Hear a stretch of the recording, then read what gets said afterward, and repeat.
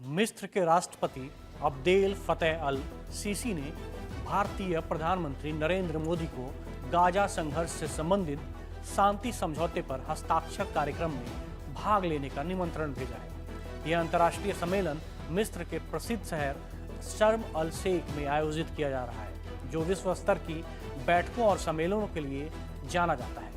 इस महत्वपूर्ण शांति शिखर सम्मेलन में अमेरिका के पूर्व राष्ट्रपति डोनाल्ड ट्रंप समेत दुनिया के करीब 20 देशों के नेता भाग लेने वाले हैं। सम्मेलन का उद्देश्य गाजा क्षेत्र में अस्थायी शांति और स्थिरता की दिशा में एक ठोस समझौते को अंतिम रूप देना है।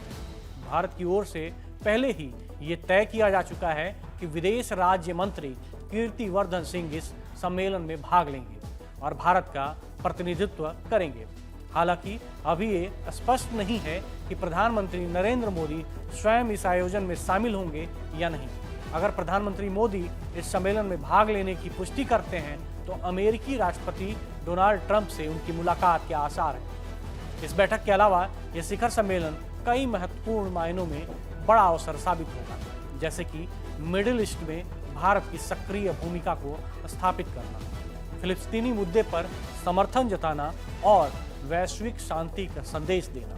साथ ही ये भारत और मिस्र के द्विपक्षीय संबंधों को और मजबूत करने का भी एक महत्वपूर्ण मंच होगा।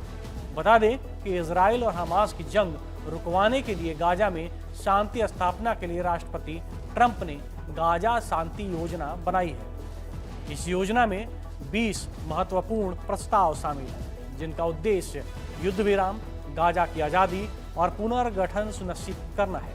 इजराइल और हमास दोनों पक्षों ने इन प्रस्तावों पर सहमति भी व्यक्त की है। मिस्र में दोनों पक्षों के बीच शांति वार्ता का पहला चरण सफलतापूर्वक संपन्न हो चुका है और इसके तहत युद्ध विराम लागू कर दिया गया है। इसके परिणाम स्वरूप इजराइल ने गाजा क्षेत्र से अपनी सेना वापस बुला ली है।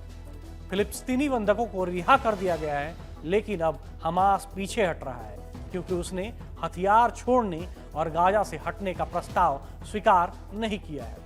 उल्लेखनीय है कि इस शिखर सम्मेलन में इजराइल हिस्सा नहीं ले रहा है। इजरायली प्रधानमंत्री नेतन्याहू इस समझौते के अंतिम रूप में आने की उम्मीद नहीं रखते, क्योंकि उनका उद्देश्य हमास को पूरी तरह समाप्त करना है। गाजा में महीनों तक चला संघर्ष हजारों जिंदगियों को निगल गया और व्यापक तबाही का कारण बना। अब उम्मीद की एक किरण दिख रही है, क्योंकि इजराइल और हमास के बीच शांति समझौते पर हस्ताक्षर होने वाले हैं।